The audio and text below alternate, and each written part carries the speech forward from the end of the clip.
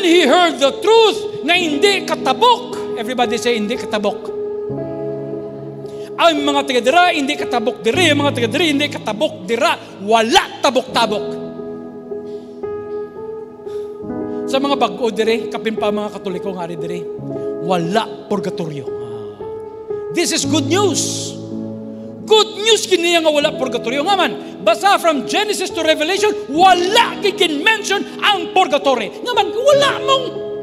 Ang mga taga-dira, hindi makatabok pakadto diri.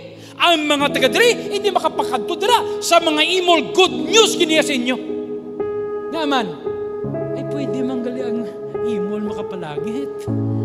Maskin wala kayo mo ya i-donate sa simbahan, i-donate sa mga imol. Kung wala kayo nag-donate sa imol, hugasi ang auto sa mga manggaranon ng mga pastor. Hallelujah. Silihigri ang simbahan. Hindi mo kwarta mo, makapalangit ka dyan. Kaya you are saved through grace and faith, not by yourselves. Sa mga manggaranon, ano giniya? Ginansya giniya sa mga manggaranon nga wala purgatorio. Ngaman, hindi gani ka mabuhay aircon, purgatorio pa. Hindi ka gani mabuhay electric pan, purgatorio pa. So, good news, ditso ka sa langit. Hallelujah. Ang balitupad mo, panglangit ikaw.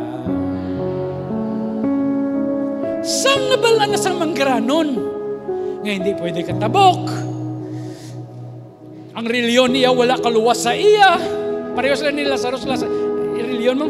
Ay, mga believers nga mga kabataan nga diri ka mo nagdako sa gospel. Hindi kay ka mo mag-conclude bangod kay tatay kag nanay nyo diri ka simba, palangit ka na. Believe me, ang ticket ninyo ya grasya sa Ginoo, hindi sa pagsimba-simba.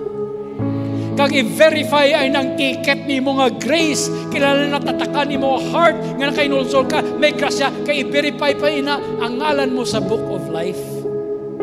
Ayos, maskin wala ka lang kapasar sa imo exam o kung sa imo ginapangluyagan, basta pasar ka lang sa langit.